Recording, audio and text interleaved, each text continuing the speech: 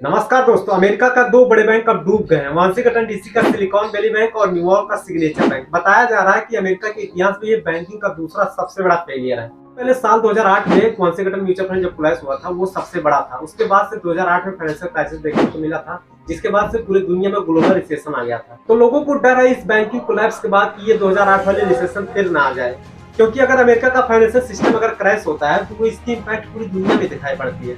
Actually क्या हुआ यहाँ पर और कैसे हुआ और इसका क्या असर पड़ सकता है हम सभी पर, आइए समझते हैं आज के इस वीडियो में। Silicon Valley Bank collapsed on Friday. The collapse of Silicon Valley Bank is causing shockwaves across the entire business world. Silicon Valley Bank. It is the epicenter of tech startups, venture capital. The collapsed bank had invested in around 21 Indian startups. The bank stock lost 80% of its value this week, 60% in one day alone. पूरी situation समझने के लिए दोस्तों सबसे पहले हमें समझना होगा कि आखिर ये बैंक काम कैसे करते हैं। आम आदमी के पर्सपेक्टिव से दोस्तों बैंक वो जगह होती है जहाँ पर लोग अपनी मेहनत की कमाई को सेव रखते हैं। जो भी पैसा हमने कमाया है वो जाकर बैंक में डिपॉजिट करा देते हैं ताकि हमारा पैसा जो है वो सेव रह सके।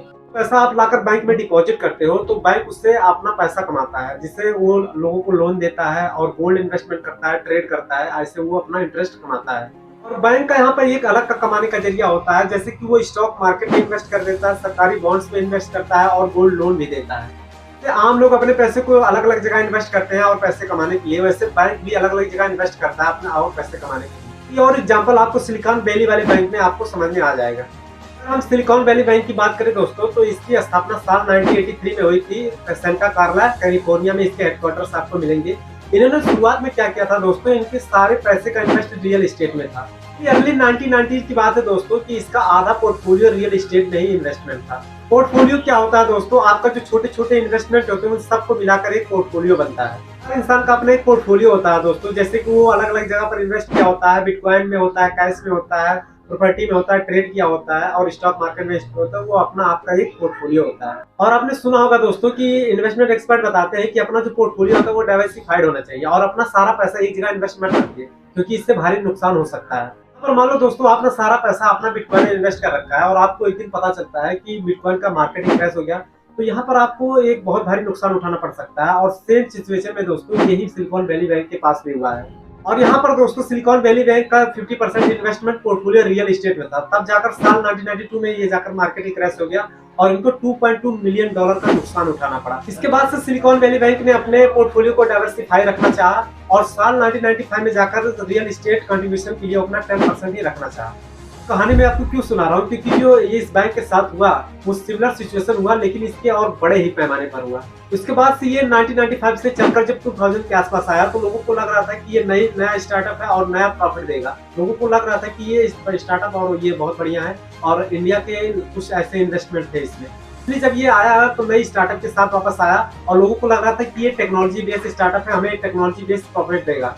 और उसके बाद से साल 2015 के बाद से जब ये बैंक वापस आया तो लोगों को लग रहा था कि ये 65% जो है ये यूएस से और लोगों को सर्व कर रहे हैं, तो ये अच्छा ये स्टार्टअप होगा। जितने भी सारी टेक से रिलेटेड कंपनियां थी वो टेक्नोलॉजी पे जो चल रही थी वो जाकर सिलिकॉन वैली बैंक के साथ कोलैप्स होकर काम किया और अपना इन्वेस्टमेंट रखा।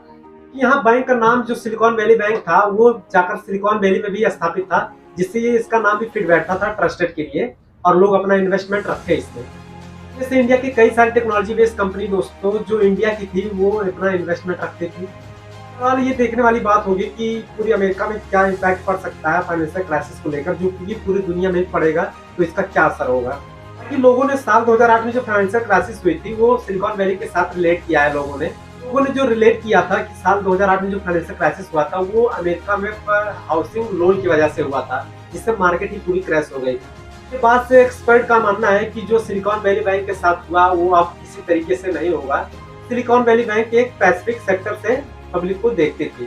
और एसवीबी बैंक के बारे में डिटेल में जानने के लिए मैं लिंक को डिस्क्रिप्शन में डाल दूंगा, आप जाकर चेकआउट कर सकते हैं। उम्मीद करता हूँ ये वीडियो आपको पसंद आया हो और अगर पसंद आया दोस्तों तो हमारे इस चैनल को सब्सक्राइब करके बेल आइकन को ऑल कर लीजिए।